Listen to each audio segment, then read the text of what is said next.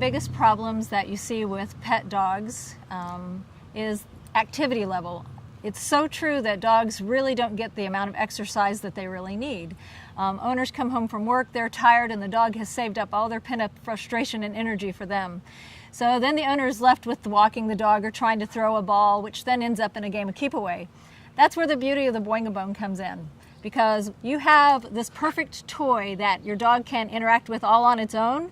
Just go out there and start playing. The toy has so much action in it that dogs are attracted to it. They'll chase it, they'll spin it, they'll pop it, chase after it again. You can play with your dog with the Boing-A-Bone, or you can just enjoy the lawn chair and sit and laugh, because your dog is going to have a good exercise, a lot of fun. As a professional dog trainer, I know that when people call me and talk about their dog being destructive, or that they just can't seem to get their dog to calm down, and I go right back to the fact that it's probably that your dog isn't getting enough exercise physically and mentally. You hand them a chew bone, they're going to lay there and chew for a while, and that's not exercise. It may be something they enjoy doing, but it's certainly not exercise. You throw the ball for fetch, the dog gets the ball and runs the other way, and you end up chasing, and I'm not sure who gets the most exercise, you or the dog. But with the Boing-A-Bone, the activity is fast, it's fun, but it's contained. And you don't have to worry about toys getting chased or running off with the toy. It's all right there, and it's happening in a big circle. The dogs have a great time with it. It's really fun for both dog and owner, because you really get to relax with your glass of iced tea and enjoy watching your dog have a great time. Boing-A-Bone for a young active dog, for a dog that's a working breed that needs something to do.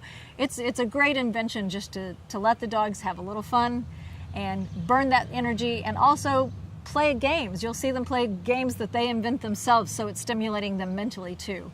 It's really kind of the perfect toy all in one fell swoop, because you've got the plush toy, the soft toy to play with, and you've got the tug-of-war, but you're not having to hold the toy for the tug-of-war. And then you've got the running in circles and bouncing and playing, so you've got every bit of energy expelled in one toy. For the dogs that really need to burn that energy, you can't beat it. I took home a Boing-A-Bone to try with my own dogs, and what was really fun was to see how the different dogs played with it. Tink here, she was all over it. I didn't even have to introduce her to it. She went up and grabbed that bone and started flipping in circles, jumping, chasing it. She'd stretch it out and pop it to get it herself. She was truly, I think, what this toy was invented for. One of my bigger dogs, hysterically, he loves to play tug-of-war, so it was great to see the flexibility of the toy, how he could grab onto that toy and literally stretch that thing to the ground, and it would still rebound for him.